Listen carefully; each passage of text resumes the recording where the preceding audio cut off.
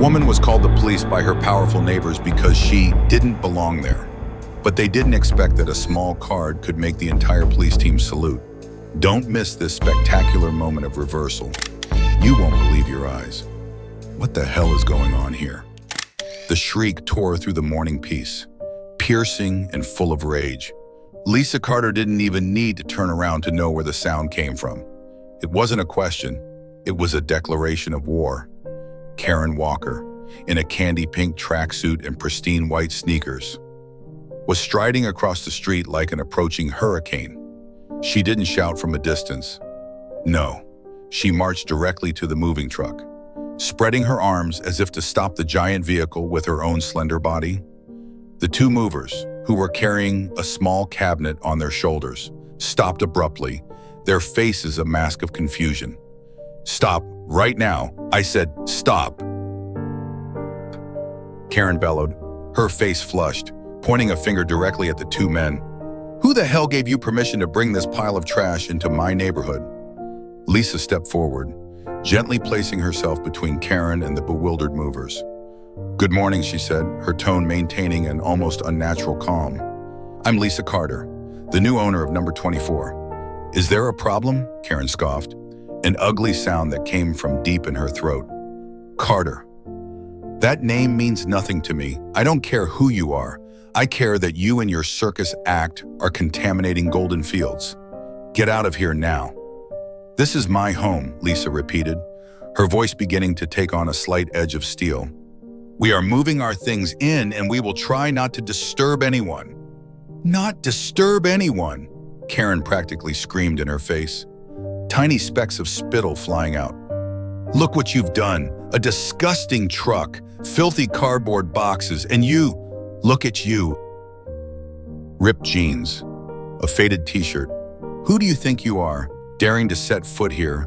Your kind belongs in the slums, not here." The contempt was blatant and raw.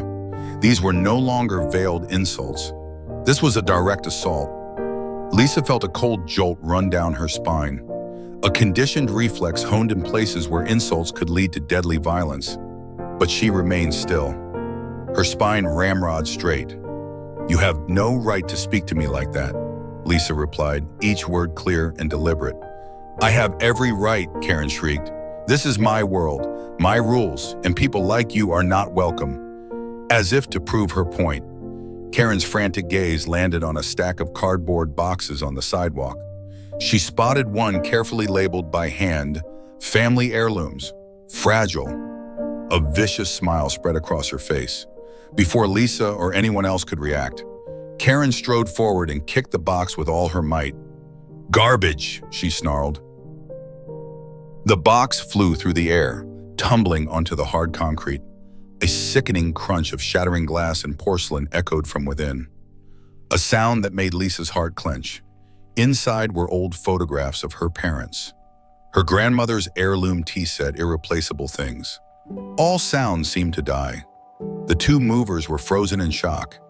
Even Karen seemed slightly surprised by her own action, but then she jutted her chin out, defiant.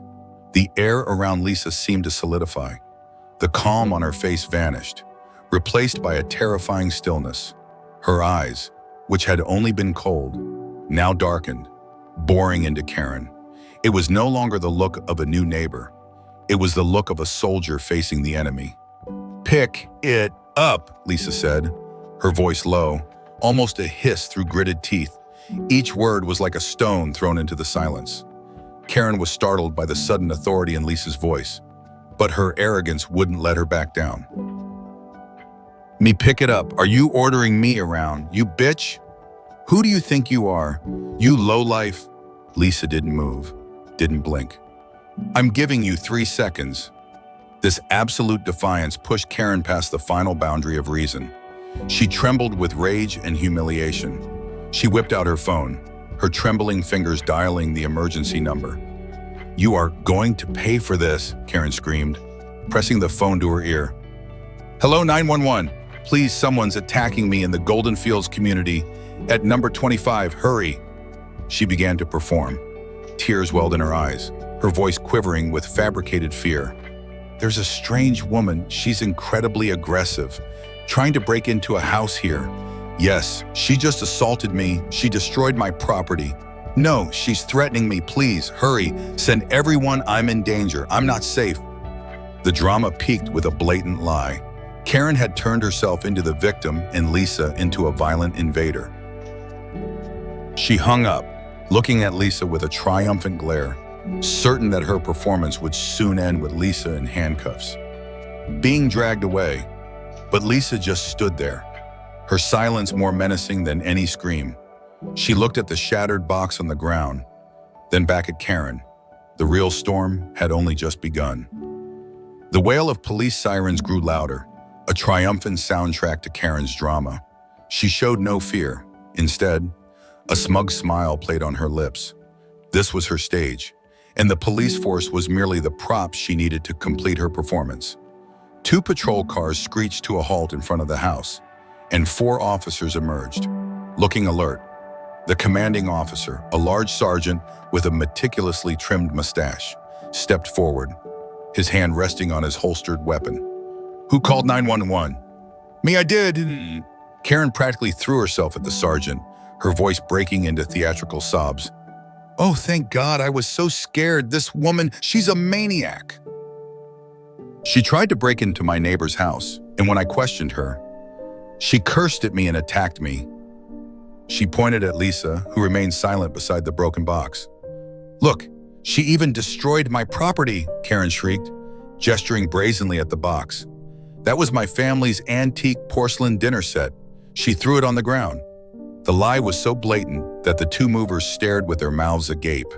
They had seen Karen kick the box with their own eyes.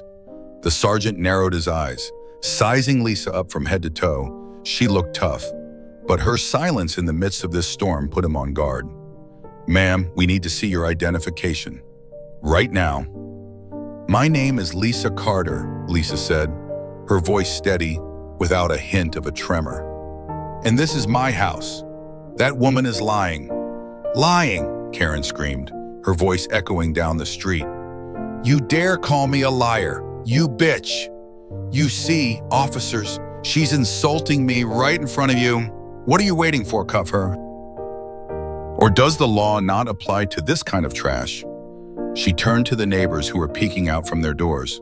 "You all see this, don't you? This woman is a danger to our community." A few neighbors nodded, swayed by Karen's performance. The pressure of the crowd began to build, weighing on the officers. "Ms. Carter," the sergeant said, his tone hardening, "don't make this more complicated. ID. My ID is in my car," Lisa replied. "Aha, a trap," Karen cried out. "She's probably got a weapon in there. Don't let her get near the car." Karen's paranoia successfully sowed the seeds of doubt. A younger officer immediately drew his gun, aiming it at Lisa. "Stay still, hands on your head." The metallic click of the safety being disengaged sounded sharp and cold. The movers' faces went pale. Lisa's heart hammered once, not out of fear, but from a chillingly familiar sensation. She had faced the barrel of a gun many times, but never on her own soil, right on her own doorstep. She slowly raised her hands. "I have no weapon. I just need to get my wallet." "I'll get it." Karen lunged forward, intending to search Lisa's car herself. "Let's see what this hag is hiding." "Mrs. Walker, stand back," the sergeant roared, losing his patience with Karen for the first time. "This is a police scene," he gestured to an officer. "You, go with her. Keep your distance. If she makes any suspicious moves, you know what to do." Under the watchful eyes of everyone and the barrel of the officer's gun, Lisa walked to her car. Each step felt heavy as lead. She opened the glove compartment and took out her black leather wallet. When she turned back, Karen was still running her mouth. "Search her. I bet she's hiding a knife. Her kind always does." Lisa ignored the venomous words. She walked past Karen and straight to the sergeant in command. She didn't pull out a driver's license or anything similar. She pulled out a small, worn-edged card and held it out. "Here is my identification, Sergeant." Her voice suddenly carried a different tone. It was no longer the voice of a civilian, but of someone accustomed to giving and following orders. The sergeant took the card reluctantly, his eyes still full of suspicion. "What is this?" He stopped mid-sentence. His entire body froze. His eyes widened, scanning the text on the card again and again. The hand holding the card trembled slightly. He looked up, seeing Lisa with an entirely new expression. The suspicion, the sternness, the condescension all vanished. In their place was utter shock, mixed with awe and a profound respect that bordered on fear. His body reacted before his mind could command it. The heels of his boots clicked together with a sharp, crisp sound. His back went ramrod straight. His right hand shot up in a perfect, textbook military salute. "Ma'am, my apologies. Ma'am." The abrupt action left everyone stunned. The other three officers, seeing their commander salute, instinctively followed suit, even though they had no idea what was happening. Karen Walker, who had been about to unleash another insult, froze. The smile on her face stiffened and then shattered. What the hell is this? Why are you saluting her? She's the criminal." The sergeant paid her no mind. He held his salute, his eyes locked on Lisa, his voice filled with remorse. "My deepest apologies, ma'am. There has been a serious misunderstanding." The entire street fell into a bizarre silence, broken only by the sound of the light wind. The center of this small universe had just shifted 180 degrees, and Karen Walker, once the queen, suddenly found herself standing on cracking ice. Emeritum, all four police officers stood at an attention, saluting, a surreal image on a street accustomed only to the sound of lawnmowers and children's laughter. The silence was so heavy you could hear the wind rustling the leaves. But Karen Walker refused to accept this silence. It was an insult to her. "Are you all insane?" she shrieked, her voice shrill, shattering the solemnity of the moment. "Put your hands down. She bought that card somewhere. It's a fake. Those army surplus stores sell them by the dozen. This bitch is fooling all of you." The commanding sergeant, unflinching, held his salute. He didn't speak to Karen, but to Lisa, yet his voice was loud enough for everyone to hear. "Lieutenant Colonel Carter, please excuse this civilian's behavior." Only then did he lower his hand, turning to face Karen. The respect he had for Lisa morphed into undisguised contempt as he looked at her. "Mrs. Walker, this is not a fake ID. This is a high-level United States military identification card. The service number, the rank, and these security barcodes cannot be forged. You are standing in the presence of Lieutenant Colonel Lisa Carter, an officer who has served tours in Afghanistan and Iraq. She has more medals than you have, years living in this neighborhood." Each of the sergeant's words was like a hammer blow to Karen's pride. But instead of crumbling, she became even more frantic. Her mind couldn't accept that the plainly dressed woman she had been trampling on held such a prestigious rank. "Lieutenant Colonel?" Karen laughed manically. A lieutenant colonel, look at her, filthy, disgusting. She looks more like a drug dealer than an officer. She probably slept with some general to get that rank. What can't be bought with money and a body these days? The vile and venomous insult stunned even the neighbors. The sergeant's face darkened. He took a step forward, his voice dangerously low. "Mrs. Walker, you have now crossed every line. Insulting an active duty officer is a very serious offense. You are digging yourself into a very deep hole." Lisa, who had been silent until now, suddenly spoke. Her voice wasn't loud, but it cut through the chaos like a sharp blade. "That's enough, Sergeant." She lifted her head, her eyes locking onto Karen's. It was no longer a terrifying utterness, but the cold, hard pity. "You know, Mrs. Walker, I have faced enemies with guns, men who wanted to kill me, but they fought for an ideal, however misguided. What do you fight for? The emptiness in your own soul? Do you use contempt for others to feel superior?" She stepped closer, the distance between the two women shrinking to just a few feet. "You look at me and see someone who doesn't belong, but you're wrong. People like me fought and bled, so people like you could live in safe neighborhoods like Golden Fields. So you could have the right to stand here and insult the very people who protect you. This house, this piece of land, I didn't just buy it with money. I paid for it with the years of my youth. Lisa's words, without a single curse or threat, were more lethal than any weapon. They struck at the very foundation of hypocrisy Karen had built her life upon. Karen staggered, her face ashen. She looked around, searching for support, but all she received were averted gazes, looks of disgust, and contempt from the very neighbors she thought were on her side. She was completely isolated. "No, that's not true," she stammered, but her voice had lost all its power. The sergeant stepped forward, standing beside Lisa, forming an unshakable alliance of authority. "Mrs. Walker," he said, his tone official, "based on what we have witnessed, you have committed the following offenses: filing a false police report, slander, public defamation, and destruction of property. Lieutenant Colonel Carter has every right to press charges, and I assure you, with us as witnesses, you will not stand a chance in court." The truth finally brought Karen's wall of frantic defense crashing down. Court, conviction, being ostracized by the entire neighborhood. That image was more terrifying to her than death. She looked at Lisa, her eyes now filled with panic. The arrogance was gone, replaced by the pathetic look of someone who had been utterly defeated. She trembled, her lips moved, but no words came out. The wall of pride she had spent a lifetime building had just been demolished in a matter of minutes. Faced with complete ruin and the sergeant's stern warning, Karen Walker trembled. Tears began to stream down her face, smearing her expensive makeup. They were tears of fear, not of remorse. "Please," she sobbed, looking up at Lisa. I'll compensate for everything. Double, triple, please. Don't ruin my life." Lisa stared at the woman before her, her face as cold as stone.